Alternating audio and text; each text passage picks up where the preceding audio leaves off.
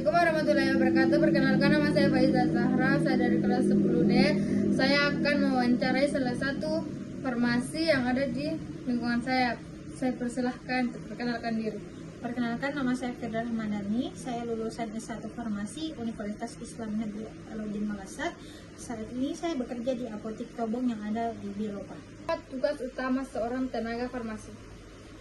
1. Melayani resep. Melayani resep itu seorang farmasi harus bisa meracik, menyiapkan obat, menyerahkan obat ke pasien sesuai dengan resep dokter. Yang kedua, menjelaskan cara pakai, dosis, efek samping serta interaksi obat kepada pasien. Yang ketiga, memastikan obat yang tersedia tidak kadaluarsa dengan penempatan atau penyimpanannya sesuai. Yang keempat itu adalah screening resep.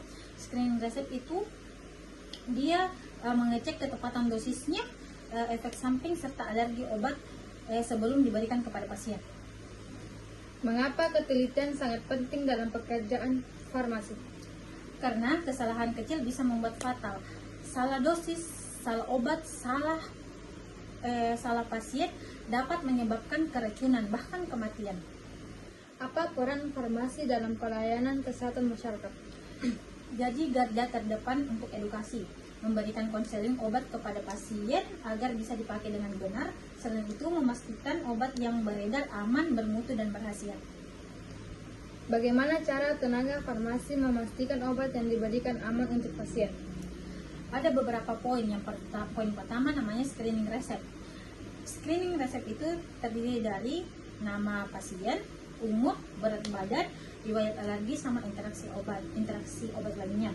Terus ada yang kedua, ada verifikasi 5 tepat. Maksudnya 5 tepat itu tepat pasiennya, tepat dosisnya, tepat obatnya, sama tepat waktunya, sama tepat cara untuk minumnya.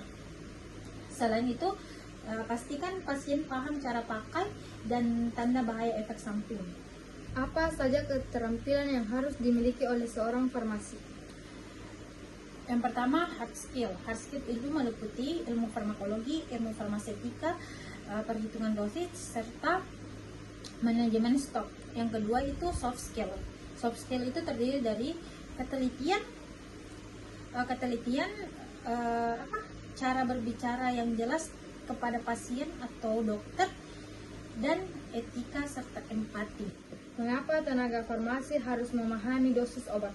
Karena dosis menentukan obat jadi racun atau penawar. Dosis kurang biasa tidak sembuh, dosis berlebih bisa berbahaya. Dosis juga beda setiap umur dan berat badan.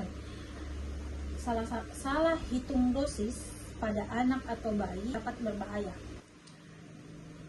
Bagaimana proses penyimpanan obat yang benar di apotek atau rumah sakit?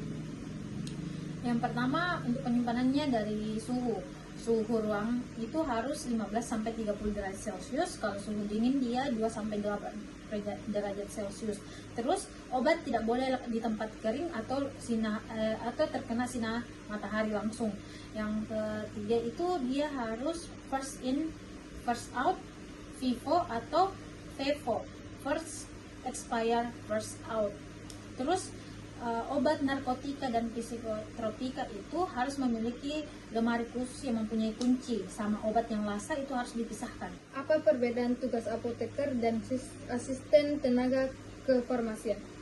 Kalau apoteker dia memiliki ijazah S1 profesi apoteker dan memiliki STTR, surat tanda terima apoteker. Dia juga bisa memiliki apotik atau penanggung jawab di apotik. Yang ketiga, dia bisa screening resep, sama dia bisa meracik steril dan konseling kompleks. Terus dia juga bisa membuat keputusan klinik. Kalau asisten tenaga kefarmasian itu dia lulusan D3, SMK Farmasi atau S1 Farmasi dan memiliki STR TTK. Terus dia membantu apoteker di bawah supervisi. Selain itu dia menyiapkan obat, melayani, penjualan dan mengelola stok. Mengapa etika profesi penting dalam pekerjaan farmasi?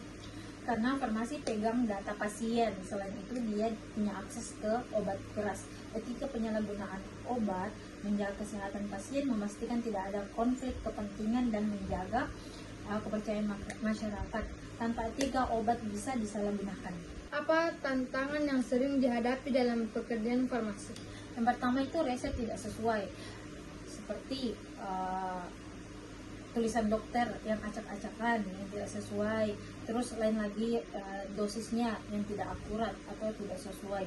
Pasien tidak patuh, tidak mematuhi SOP yang telah dijelaskan. Setelah itu obat lasa itu seperti obat yang nama obatnya sama, kemasannya juga sama, biasa rawan orang salah ambil, atau biasa juga penumpukan pasien, yang itu biasa bikin rumit kalau penumpukan pasien, ada yang terburu-buru